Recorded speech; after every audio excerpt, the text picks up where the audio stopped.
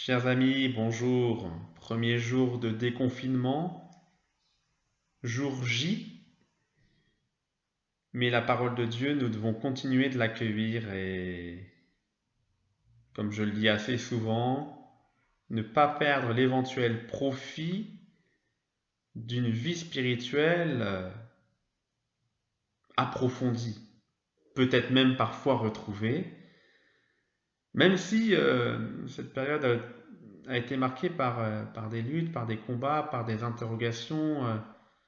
Pourquoi, par beaucoup de pourquoi, qui peut-être trouveront des éléments de réponse dans quelques jours, dans quelques semaines, dans quelques mois. Plus que jamais, nous avons à confier notre avenir, l'avenir de notre pays, entre les mains du Seigneur.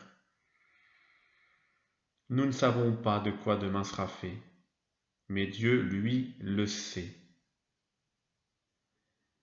La liturgie de la parole de ce jour nous marque dans cette invitation à toujours être annonceur de la bonne nouvelle, même quand c'est difficile, même quand c'est difficile. Et l'on voit bien que pour Paul et Barnabé, c'est difficile. À Iconium, on annonce la bonne nouvelle et il y a encore un mouvement d'humeur entre les juifs et les non-juifs, avec leur chef pour recourir à la violence, lapider Paul et Barnabé. Et ils s'enfuient, ils vont ailleurs. Ça, c'est un élément important parce que, certes, on peut mourir martyr, mais on n'est pas obligé. Faut-il mettre sa vie en danger? Quand on peut éviter, c'est quand même mieux. D'où d'ailleurs toutes ces réflexions de prudence sur évitons encore les grands rassemblements, quoi. Parce que, mais plusieurs évêques le disent et je trouve que c'est très juste et très vrai. Si j'ai envie de mourir, c'est mon problème, mais je n'ai pas à donner la mort. Alors quand je suis asymptomatique et que je propage le virus, même d'ailleurs indépendamment de ma bonne volonté, à l'insu de mon plein gré, pour dire autrement les choses, eh bien je peux être porteur inconscient de mort ou de maladie grave. Le commandement tu ne tueras pas prévaut dans tous les sens. Nous ne nous laissons pas tuer et nous ne tuons pas. Et Paul et Barnabé ne se laissent pas tuer. Donc ils s'en vont quand ils voient que ça chauffe vraiment. Ils se réfugient en Lycaonie, dans les cités de Lystre et de Derbée, et dans leur territoire environnant. Et ce qu'il faut retenir, et c'est vraiment le leitmotiv dans le livre des Actes des Apôtres, là encore, ils annonçaient la bonne nouvelle. Ça revient sans cesse. Toujours annoncer la bonne nouvelle. Toujours, toujours, toujours. Et donc la bonne nouvelle continue son beau voyage. Et à Lystre, on trouve quelqu'un qui est infirme de naissance, qui n'a jamais pu marcher. Et cet homme écoute les paroles de Paul. Et il goûte aux paroles de Paul. Et il sent que, Paul sent que cet homme-là a une foi solide et sincère pour être sauvé. Pas simplement pour être guéri de sa maladie, mais pour être sauvé, c'est-à-dire pour vivre cette communion avec Jésus-Christ, aujourd'hui et pour la vie éternelle. Et donc nous voyons bien que Paul n'est pas simplement un prédicateur. Au nom de Jésus, il guérit cet homme infirme.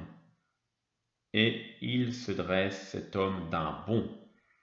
Et alors c'est beaucoup plus impressionnant pour la foule qui assiste à ce miracle, à cette guérison.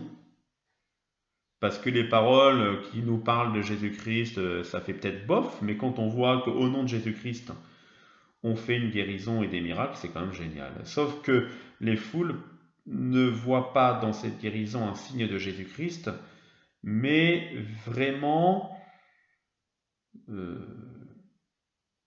quelque chose qui vient de Paul et de Barnabé. Et c'est là l'erreur. Paul et Barnabé ne sont que des serviteurs de Jésus-Christ. Mais peu importe, pour le prêtre du temple de Zeus, on va faire amener des taureaux, des guirlandes, et ça va être la grande fête, une orgie géante. Et Barnabé et Paul, évidemment, n'apprécient pas du tout, ils sont très en colère. Nous sommes des hommes comme vous, nous simplement on annonce la bonne nouvelle. Et ce qu'on veut, c'est que vous puissiez vous convertir et vous tourner vers le Dieu vivant, vers le Dieu qui fait tomber la pluie encore aujourd'hui d'ailleurs. Dieu qui est celui qui veut notre bien, notre bonheur. Et donc, je ne veux pas de vos sacrifices. Convertissez-vous et tournez-vous vers Dieu. Et c'est quelque chose qui est important. Nous sommes tous et chacun porteurs de la bonne nouvelle, et tout ce que l'on peut dire de bon, de beau, de bien, certes, nous fait plaisir, mais nous devons le porter au Seigneur de qui nous tenons le bien qu'il met dans nos cœurs et qu'il met dans ce monde. Toujours tout remettre entre les mains du Seigneur. Et le Seigneur est dans la joie et nous partageons la joie du Seigneur. Et toute joie, nous la partageons avec le Seigneur. Voilà. Et le psaume continue bien dans cette veine-là, Seigneur. Donne ta gloire pour ton amour et ta vérité, pour que celles et ceux qui sont un peu éloignés de Dieu puissent s'en rapprocher. Parce que c'est lui qui a fait le ciel et la terre. Et l'évangile, toujours les merveilleux passages d'évangile selon Saint Jean, chapitre 14, et cette bonne nouvelle, encore une fois, qu'il faut garder dans notre cœur.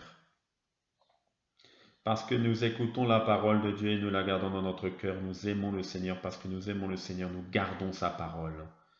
Et nous sommes toujours plus attentifs aux paroles des gens que l'on aime. Et les gens qui nous aiment bien retiennent beaucoup les paroles que nous pouvons leur dire, même des années après. Et nous, on ne s'en souvient pas vraiment. On dit, ah bon, je t'ai dit ça un jour. Et parfois, c'est l'inverse. On se souvient de paroles de personnes que l'on aime bien longtemps encore après, alors que eux l'ont oublié. Et il y a encore une parole qui est plus importante que la parole de nos amis et notre parole personnelle, c'est la parole du Christ Jésus, la parole de Dieu, que nous gardons. Et c'est étonnant comme nous faisons l'expérience quand nous avons du temps, lorsque nous allons marcher dans la campagne, et comme on peut faire plus d'1 kilomètre, et bien on peut faire des marches plus longues et réfléchir et penser davantage, on a des paroles de Dieu qui remontent à la surface, qui remontent dans notre cœur. Et on dit pourtant, je n'ai pas fait d'effort pour apprendre cette parole par cœur comme on aurait appris une fable ou une poésie. C'est l'Esprit Saint qui travaille en nous. Et l'Esprit Saint nous fait souvenir de paroles de Dieu qui nous parlent à des moments précis de notre vie à travers des circonstances.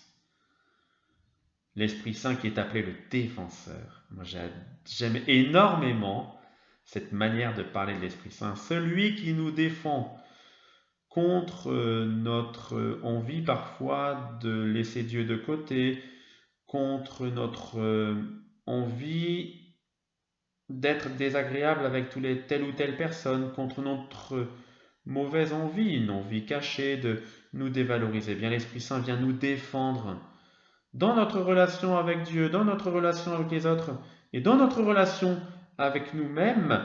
L'Esprit Saint nous enseigne tout et il nous fait souvenir de tout ce que le Christ Jésus nous dit, à condition, bien sûr, d'accueillir vraiment sa parole en prenant le temps de l'accueillir jour après jour. Eh bien voilà, gardons la parole que Dieu nous donne. Seigneur, que je puisse garder ta parole, que je puisse me laisser transformer par ta parole, que ta parole vienne m'aider à faire le bon choix et à avoir la bonne attitude tout au long de cette journée. Nous puissions être contagieux de ce que le Seigneur nous permet de garder en nous. Et encore une fois, tout cela est tellement plus beau, tellement meilleur que le mauvais virus. Aujourd'hui, écouterez-vous la parole de Dieu. Ne fermez pas notre cœur comme au désert. Ouvrons notre cœur à l'amour de Dieu et portons cette parole à travers notre vie, à travers ce que nous vivons, à travers nos rencontres que nous goûtons peut-être d'une manière toute particulière en ce jour. Notre Père, qui es aux cieux, que ton nom soit sanctifié, que ton règne vienne, que ta volonté soit faite sur la terre comme au ciel. Donne-nous aujourd'hui notre pain de ce jour. Pardonne-nous nos offenses, comme nous pardonnons aussi à ceux qui nous ont offensés. Et ne nous laisse pas entrer en tentation, mais délivre-nous du mal. Car c'est à toi qu'appartiennent le règne, la puissance et la gloire pour les siècles des siècles. Amen. Et par l'intercession de Saint Mailleul et de Saint Odilon que nous fêtons ce jour, que Dieu notre Père, notre Fils, que Dieu Père, Fils et Esprit Saint viennent nous bénir et nous garder en ce jour. Au nom du Père et du Fils et du Saint-Esprit. Amen. Eh bien, bonne et belle journée aujourd'hui. Cette journée est autre que celle d'hier et autre déjà que celle de demain.